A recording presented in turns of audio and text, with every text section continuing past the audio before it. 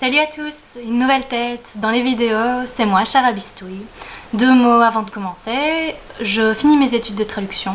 Bon, là-bas c'était pour traduire des livres, mais je crois pas que je vais arriver à mon but, on verra. Ensuite, je tiens un blog avec mes lectures, donc Chara Bistouille.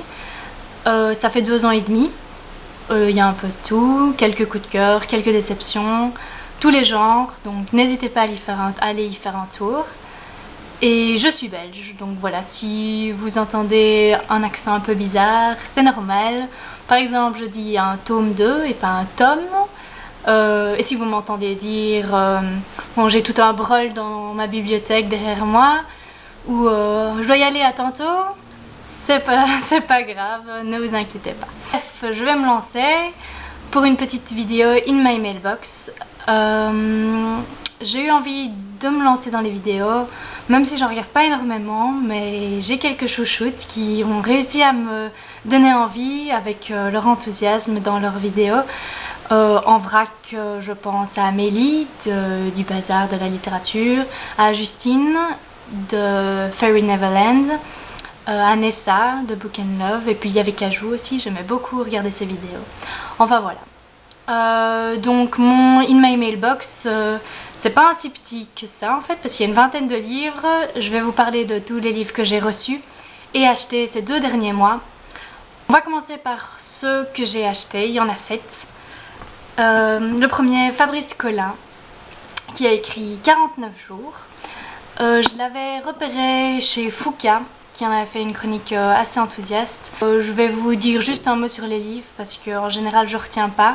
J'essaye de pas trop lire la 4e de couverture pour vraiment avoir le suspense. Je me souviens juste que c'est un jeune garçon qui est mort, qui se retrouve, on ne sait pas trop où, il va devoir faire un choix. Donc pendant 49 jours, il peut visiter et voir s'il va choisir le paradis, mais il ne peut pas voir ce que c'est, ou le Nil, un gouffre, et il ne sait pas non plus ce que c'est.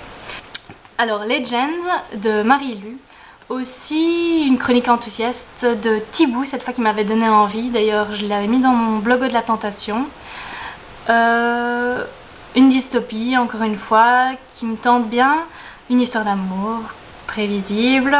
Je pense que c'est une jeune fille qui est dans l'armée, qui va tomber amoureuse dans le clandestin, enfin, on verra. Je me suis acheté L'élu, c'est la suite de Le Passeur de Lois Lowry. Je l'ai lu il n'y a pas longtemps, je crois que c'était en mai. J'avais beaucoup aimé, je pensais que c'était une simple histoire jeunesse, l'histoire d'un petit garçon. Et en fait c'est vraiment un livre de science-fiction avec tout un univers original et j'avais vraiment bien aimé. Donc je me suis acheté le tome 2 à 2 €, oui 2 € chez Oxfam, ça valait vachement la peine. Je pense que ça n'est pas vraiment la suite, c'est juste un monde similaire, donc vu que c'est ça qui m'avait plu dans le tome 1, je me réjouis de lire celui-ci. Alors j'ai également acheté Birthmarked, le tome 2. J'avais beaucoup aimé le tome 1 que j'ai lu l'année passée mais je ne l'ai pas chroniqué. Aussi une dystopie, mais alors j'avais aimé l'originalité de cette histoire. Il y avait Gaïa qui est une accoucheuse, une sage-femme, et alors tous les mois il y a 3 bébés qui doivent être donnés à l'enclave et il y a tout un suspense sur ces bébés. Je recommande, c'est vraiment une chouette histoire. Ensuite, Un cadeau du ciel de Cécilia Ahern. J'ai quasi tous ces livres dans ma bibliothèque, donc quand je l'ai vu je me suis dit pourquoi pas. 2,50 € chez Oxfam encore une fois.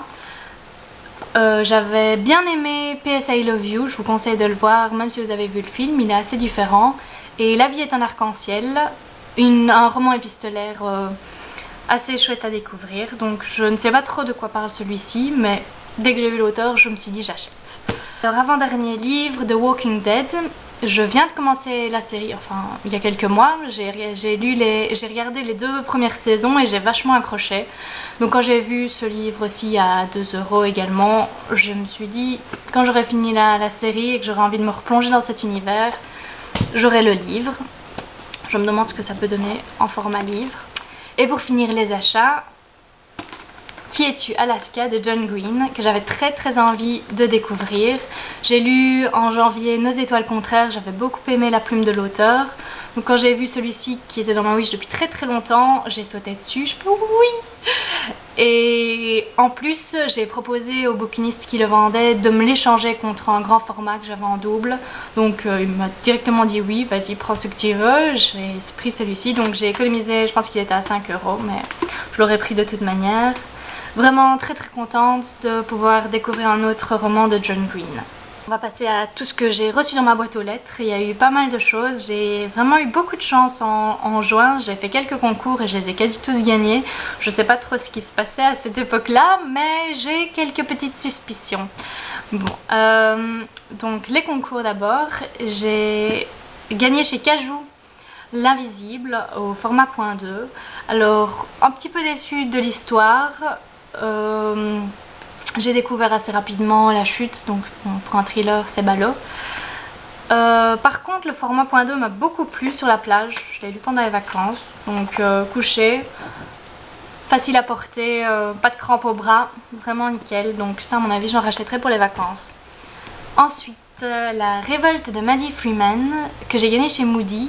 J'ai pas encore eu le temps de le commencer mais je me réjouis, il a l'air très sympa aussi. Âme de verre que j'ai gagné chez Book en Stock. Je venais de lire une chronique super sympa de Dupe et juste après je vois qu'il y a un concours sur le blog aussi, donc j'ai tenté ma chance et j'ai gagné. Je viens de voir en plus aujourd'hui que Mélie en avait fait un coup de cœur dans son bilan de l'année, donc je me réjouis d'autant plus de le commencer vu que je suis dans une passe fantasy, que j'aime beaucoup ce que je lis en fantasy en ce moment. C'est vraiment un livre que j'ai envie de découvrir. Toujours dans les concours, j'ai gagné sur la page Facebook de Michel Lafon, Intuition. Vraiment envie de le lire quand il est sorti. C'est l'histoire d'une fille qui voit la date de mort des gens qu'elle croise au-dessus de leur tête. L'idée m'a directement accrochée, donc je suis contente de l'avoir reçu. Et pour finir, New Victoria tome 2. J'avais lu le 1 il y a un an, je pense, un peu moins d'1 an. J'avais beaucoup aimé, c'était ma première rencontre avec les zombies. Il y avait des gentils zombies, des méchants zombies. Les héroïnes vraiment courageuses, pas une histoire d'amour mais qui prend pas trop de place, donc vraiment bien. Par contre j'ai vu qu'il y avait quelques déceptions sur ce tome 2, donc j'espère qu'il me plaira tout autant que le premier.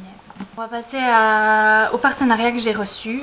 Je reçois des éditions Nathan, beaucoup de manuscrits. Donc par exemple, pour vous montrer ce que c'est, voilà, là c'est le tome 2 de Never Sky, Ever Dark.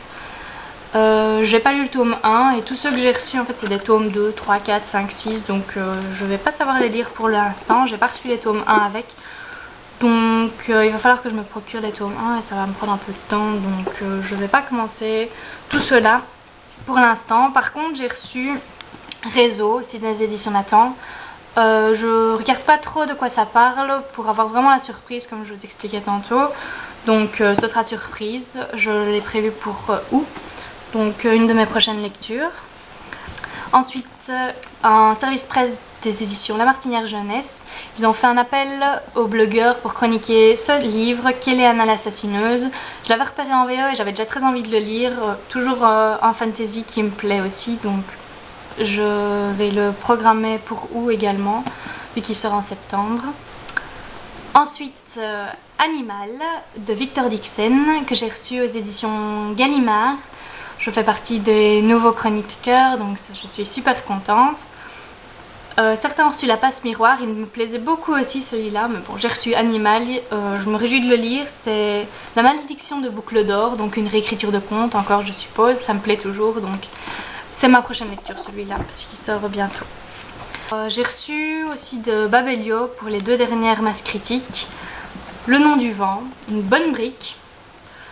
Je l'ai adoré, c'était un énorme coup de cœur, j'ai bien aimé la plume poétique de l'auteur et puis l'histoire de ce petit orphelin qui va absolument vouloir aller à l'université, tout ce mélange de magie, de professeurs un peu à la Harry Potter, avec des créatures magiques.